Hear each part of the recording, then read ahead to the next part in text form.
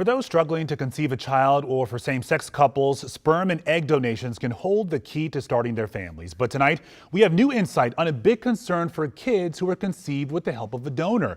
Getting access to their important medical history can be complex and difficult. That's because the fertility industry has few laws in place when it comes to their rights. All new tonight, our Marcella Robertson spoke with a Maryland woman who hopes her story can lead to change and save lives.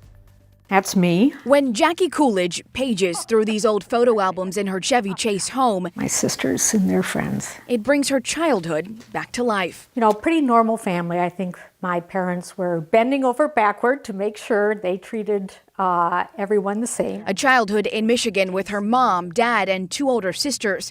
For more than 50 years, this was the only life she knew. That's until 23andMe came into the picture. My husband and I said, oh, let's do this. Her DNA results unlocking a part of her family tree she had no idea existed. I could see that I'm related to everybody on my mom's side. I'm not related to anybody on my dad's side. I'm only half sisters with my sisters. Jackie's parents had already passed, but she found her answers tucked away in their medical records. This letter from the University of Michigan Hospital thanking her parents for their cooperation. You see, Jackie was conceived using donor sperm. My parents were, they had kept completely tight-lipped about it. They weren't saying a thing. Jackie was curious about her donor father, especially his medical history. I've been giving incorrect information to my doctors my whole life. So she turned to Facebook, where her search angels, as she calls them, complete strangers, found him. Her donor father's family gave her access to his medical records, where she found a history of colon cancer. I should have been on the early and often colonoscopy schedule. As it turns out, I had been, I had had a colonoscopy, and it was, clean at the age of 50, Thank goodness. Jackie was lucky, but she knows other donor-conceived people are still in the dark about serious medical conditions they're at risk for. Next, we have House Bill 482. Which is why Jackie's story inspired Maryland House Bill 482.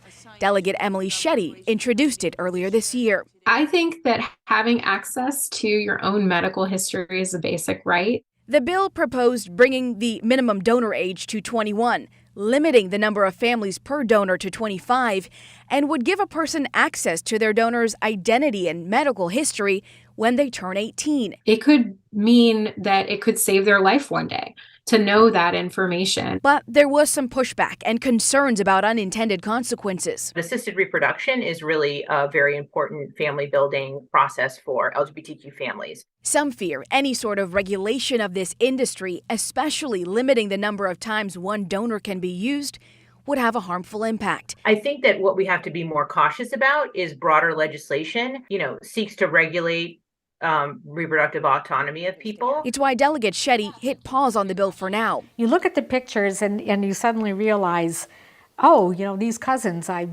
there's no genetic relationship. Meantime, Jackie's search for answers led her to two other half-sisters from the same donor. I call it, the nurture family and the nature family. She says her story doesn't redefine her idea of family. It just expands it. Marcella Robertson, WUSA 9. Now, Delegate Shetty and other stakeholders are working on revising this bill. They expect to introduce a new version in January. Now, it's important to point out here, the industry is steering away from the idea of completely anonymous donations.